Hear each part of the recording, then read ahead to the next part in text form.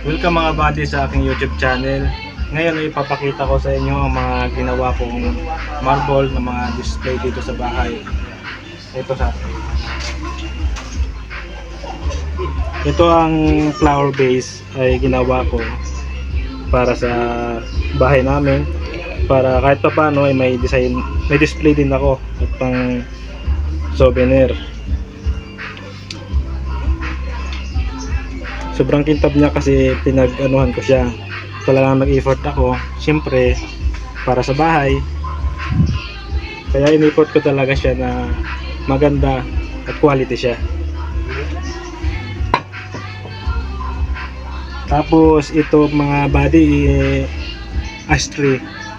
Dito ko nilalagay ang mga ano ng sigarilyo, siyempre para iwas sunog.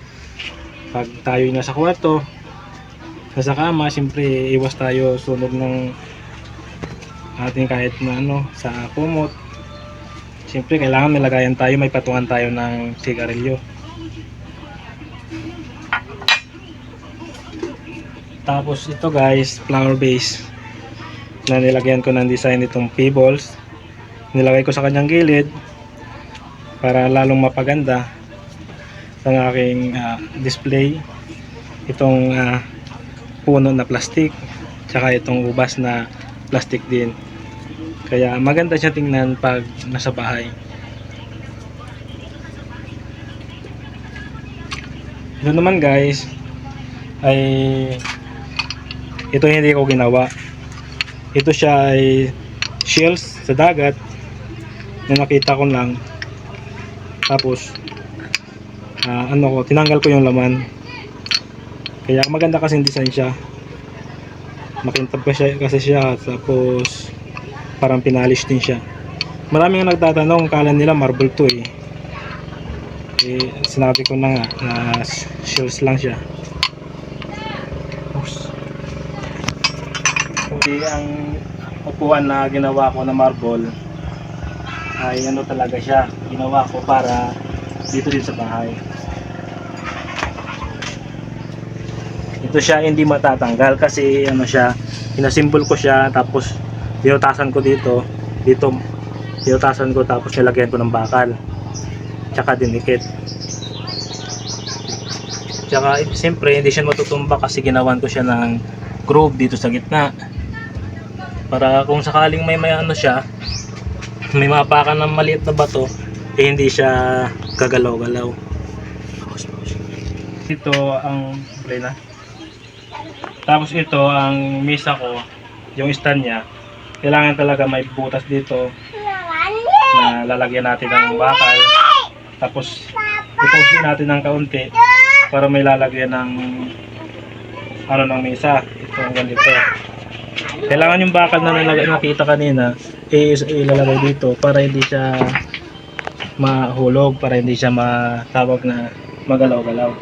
Pusin.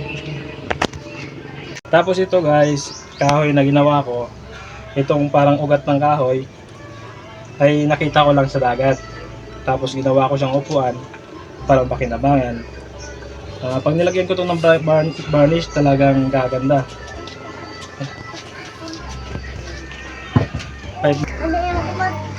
Napakaganda talaga guys ng table na ganito, kasi talagang maasahan na matibay talaga siya. At talagang pang lifetime talaga siya na table at upuan, kasi hindi siya nabubulok kahit kailan. Wag mo lang nating pukpukin ng martilyo, siyempre mababasag talaga.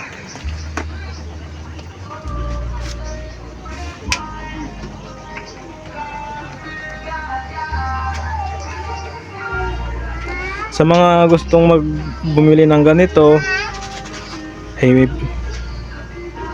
PM lang kayo kung gusto nyo, para masamahan ko kayo kung saan binibili ang mga ganito, ashtray and flower vase. Maraming available yan dito sa Romblon, kasi dito talaga yan ginagawa at dito yan namimina ang marble. Ang table din, kung gusto nyo bumili ng table, Samahan ko kayo.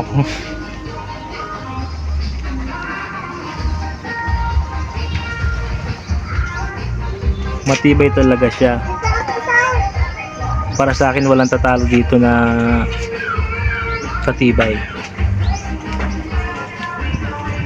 Kasi isa siyang uri ng bato na ang tawag talaga sa kanya ay marble.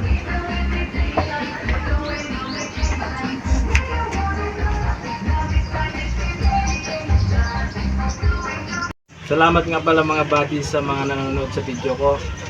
At sana hindi kayo magsawang mag-suporta, magpanood. At laging i-click nyo lang yung subscribe. Ayun lamang guys. Salamat.